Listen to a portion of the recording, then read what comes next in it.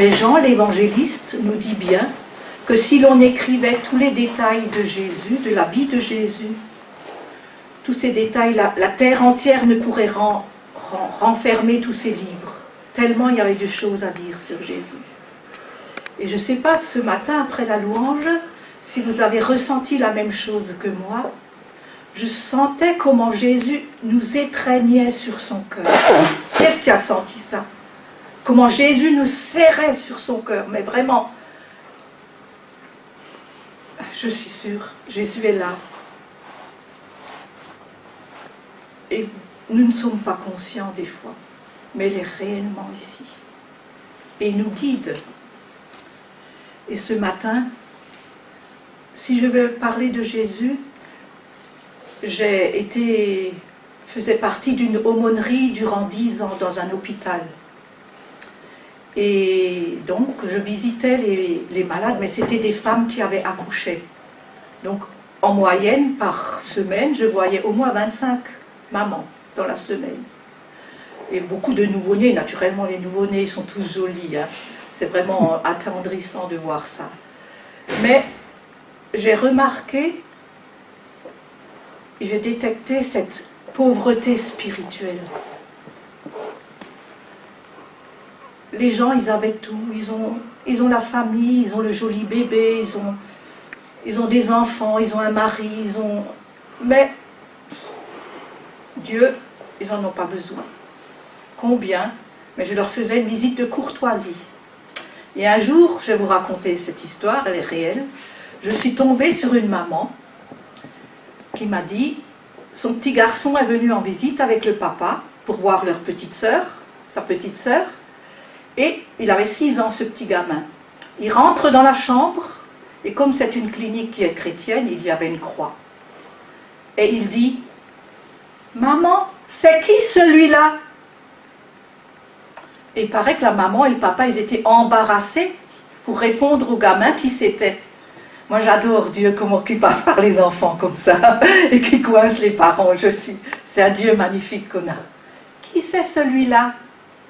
Elle m'a dit, vous savez, j'ai envoyé mon mari leur acheter un livre, hein, pour qu'il puisse lui expliquer qui c'était Jésus. Hein. C'est pas donné à tout le monde de dire qui était Jésus, mais j'adore les enfants. Le Seigneur passe par le tout petit pour toucher les parents, vous voyez. C'est vraiment Dieu, ça. C'est mon Dieu, ça, je le reconnais. Il est magnifique. Alors, qui est Jésus? Qui es-tu, Jésus? On dit que Jésus est Emmanuel, Dieu avec nous. En Matthieu 1, 23, « Voici, la Vierge sera enceinte, elle enfantera un fils, et on lui donnera le nom d'Emmanuel, ce qui signifie Dieu avec nous. » Jésus a été envoyé par le Père. En Jean 8, verset 42, Jésus leur dit, « Si Dieu était votre Père, vous m'aimeriez, car c'est de Dieu que je suis sorti et que je viens. Je ne suis pas venu de moi-même, mais c'est lui qui m'a envoyé. » Jésus est venu dans le monde aussi pour mourir en rançon. En Matthieu 20, 28, « C'est ainsi que le Fils de l'homme est venu non pour être servi, mais pour servir et donner sa vie comme la rançon de plusieurs. » Jésus est aussi Fils de Dieu. En Jean 20, 28, Thomas lui répondit, « Mon Seigneur et mon Dieu. » En Luc 5, 8, même Pierre a reconnu la divinité de Jésus en disant, « Seigneur, retire-toi de moi, car je suis un homme pécheur. » Mais souvent dans la parole de Dieu, la divinité et l'humanité de Jésus sont en juxtaposition. Ces vérités nous semblent souvent contradictoires, mais elles s'harmonisent parfaitement dans la sagesse de Dieu, d'où l'importance de lire la Bible avec l'Esprit Saint pour la comprendre. Vous voyez, en Jean 11, il y a le verset 35 et 38, dans la résurrection de Lazare, Jésus pleura. Il frémissait de nouveau en lui-même et se rendit au sépulcre. Ici, c'est l'humanité de Jésus qui apparaît. Et la divinité et l'autorité de Jésus est au verset 43 quand il dit « Lazare, sors !» Et le mort sortit, pieds et mains liés. Mais Jésus était Dieu, mais il était aussi homme. En Luc 19, 10, « Car le Fils de l'homme est venu chercher et sauver ceux qui étaient perdus. » Jésus a été cité 77 fois « Fils de l'homme ». Il était réellement humain, même après sa résurrection. En Luc 24, verset 39, quand Jésus apparaît aux disciples après la résurrection, il leur dit « Voyez mes mains et mes pieds, c'est bien moi. Touchez-moi et voyez. Un esprit n'a ni chair ni os, comme vous le voyez que j'ai. » Et c'est vrai, il a un corps humain dans la gloire, mais un corps glorifié. En Matthieu 26, 64, « Il reviendra sur les nuées du ciel comme Fils de l'homme. Je vous le déclare, vous verrez désormais le Fils de l'homme assis à la droite de la puissance de Dieu et venant sur les nuées du ciel. » Jésus est venu partager notre humanité. Il était semblable à nous, il avait faim, il était fatigué, il dormait, il a souffert l'agonie physique. En Matthieu 21, 18, le matin, en retournant à la ville, il eut faim. En Matthieu 8, 24, dans la barque, quand la tempête s'est levée, lui, Jésus, il dormait. Alors, on va parler du caractère de Jésus aussi. C'est vrai, Jésus était saint. En Luc 4, 34, quand il expulse les démons, ils lui disent « Qu'y a-t-il entre nous et toi, Jésus de Nazareth? Tu es venu pour nous perdre. Je sais qui tu es, le Saint de Dieu. » La première épître de Jean, en 3, 5, « Or, vous le savez, Jésus apparut pour ôter les péchés, et il n'y a point de péché en lui. » En 1 Pierre, versets 1 à 19, « Mais par le sang précieux de Christ, comme d'un agneau sans défaut et sans tache. » Jésus était pur, Jésus était saint. Alors Jésus, qu'est-ce qu'on peut dire de lui encore? Il aimait le Père. Si on avait demandé à Jésus le secret de sa vie, il aurait répondu « J'aime le Père ». Si nous désirons savoir ce que signifie l'amour pour Dieu dans sa pureté et sa plénitude, regardons à Jésus-Christ. L'amour de Jésus pour son Père s'est manifesté en ce qu'il a gardé et observé la parole du Père. Garder la parole de Dieu veut dire quelque chose de plus qu'obéir à ses commandements.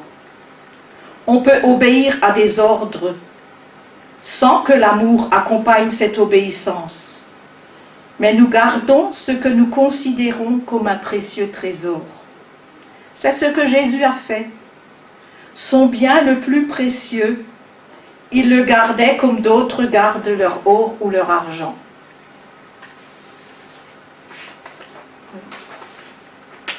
Cette considération pour la parole du Père a été un trait caractéristique de son amour pour lui.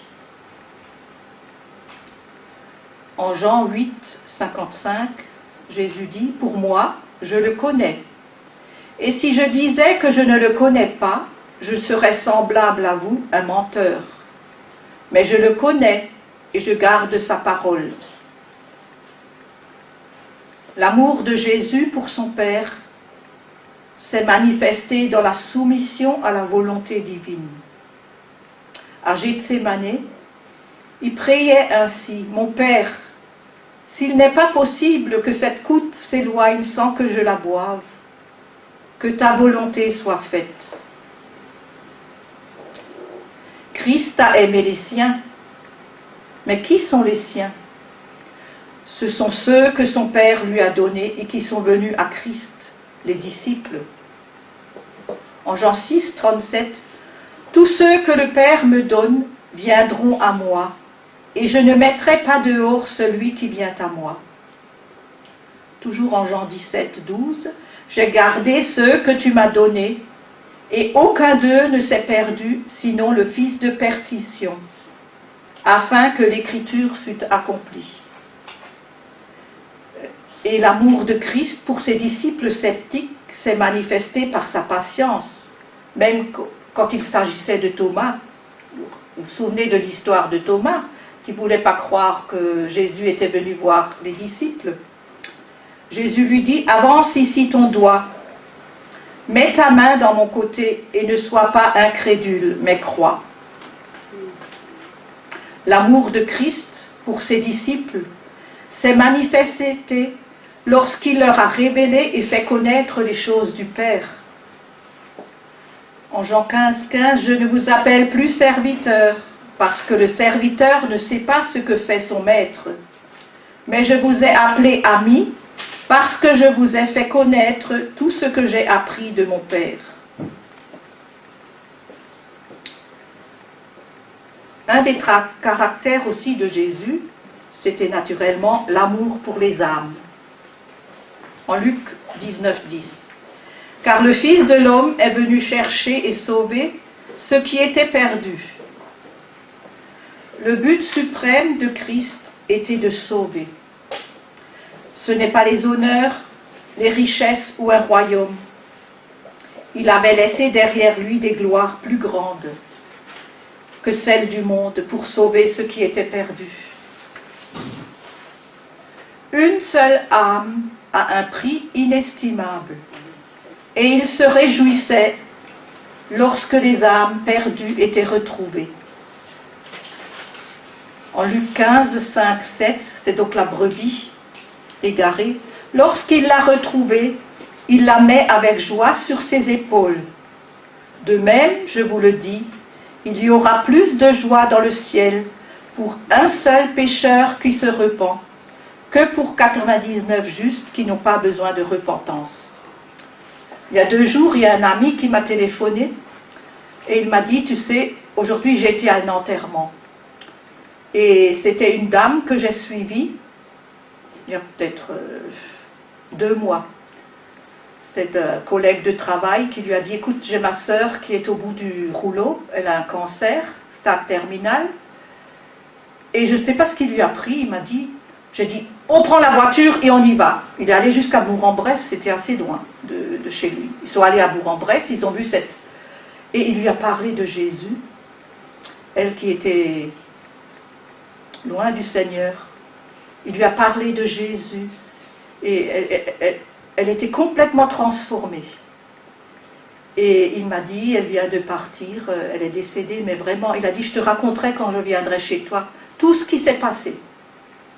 Tout ce qui s'est passé. Depuis la Pentecôte, il était ici, avec la session de Kirby.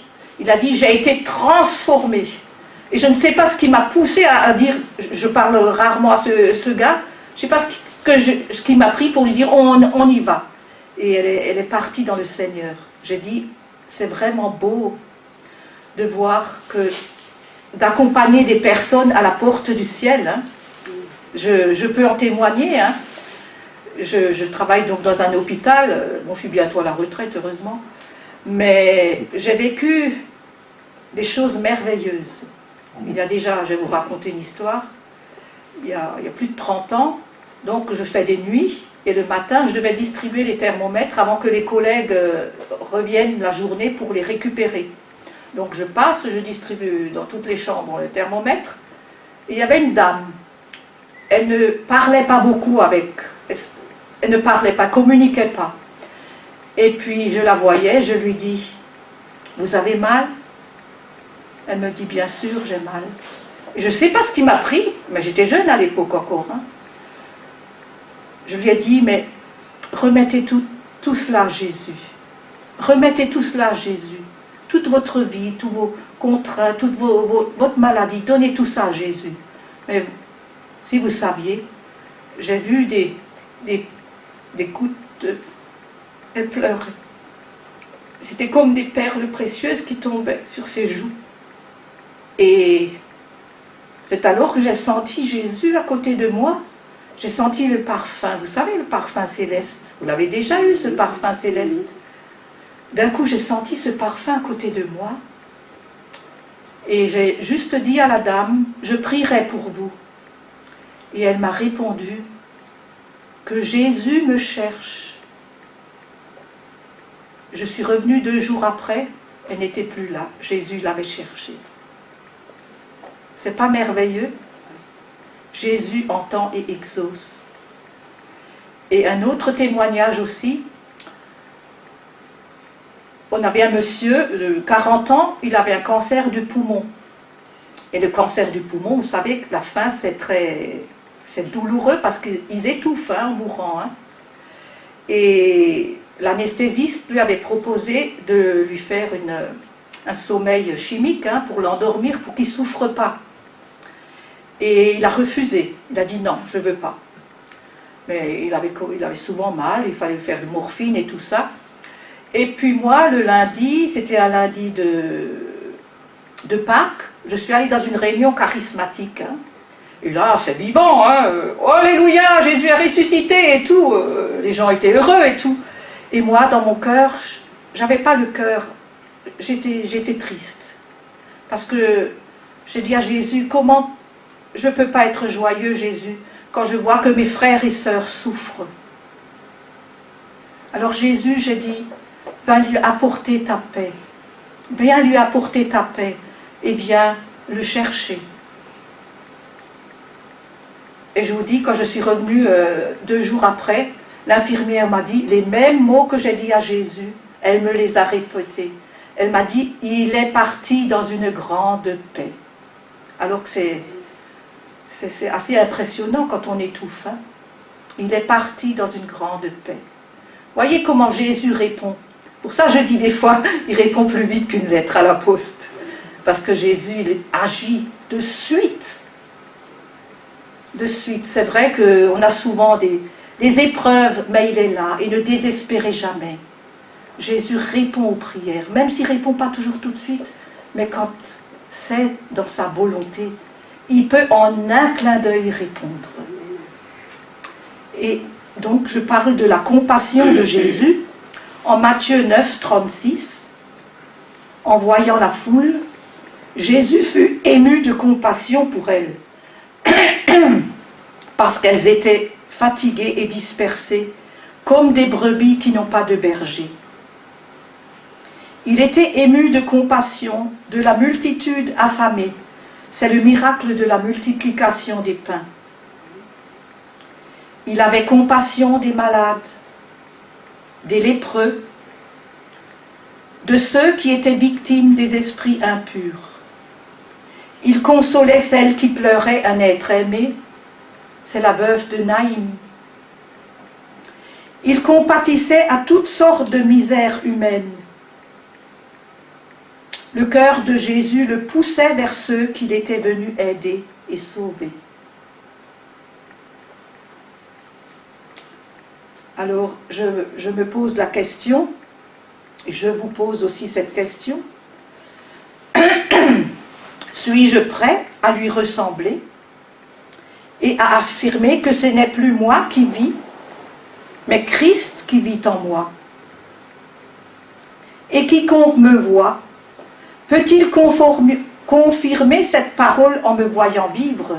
Les gens du dehors, est-ce qu'ils peuvent dire ça? Il y a quelque chose de plus dans cette personne. Et souvent, ils sont curieux, ils veulent savoir ce qui nous anime et nous pousse. Alors, on peut leur dire, témoigner que c'est Jésus. Un jour, quand je faisais ma garde de nuit, j'étais dans ma salle de soins, j'avais la porte ouverte. Et un jour, je vois dépasser dans la nuit, comme ça, sur les coups de 2 heures du matin, tout est tranquille. Je vois une petite tête qui dépasse. C'était un petit papy avec des cheveux tout blancs, tout blancs, tout blancs. Et des yeux bleus, mais bleus. Des yeux vraiment perçants. Alors, je le ramène dans sa chambre, naturellement. Et Je lui épluche une mandarine parce qu'on m'a dit il ne veut rien manger, il ne mange plus. Je lui épluchais une mandarine, je lui donne un petit quart comme ça, et il ne voulait pas manger. Alors je lui dis, papy, si vous ne mangez pas, vous allez perdre vos forces. Il faut manger, sinon vous allez mourir. Alors il me dit, écoute ma petite, là-haut j'ai de bien meilleurs amis. Je trouvais ça j'avais envie de pleurer. Il m'a vraiment fait fondre ce papy, ce regard bleu, ses cheveux tout blancs, blancs, blancs. Quand on rencontre des personnes comme ça, c'est Jésus. Est-ce que vous avez déjà pensé que chaque personne que vous rencontrez, c'est Jésus? Est-ce que vous êtes conscient? Je ne pense pas, parce que des fois on fait des bêtises, hein. Des fois on dit du mal de l'autre, ou... Ah, si, c'est Jésus. Donc réfléchissez. Réfléchissez à tout ça. Je chantais un chant avec mon mari, et vous chantez avec, naturellement.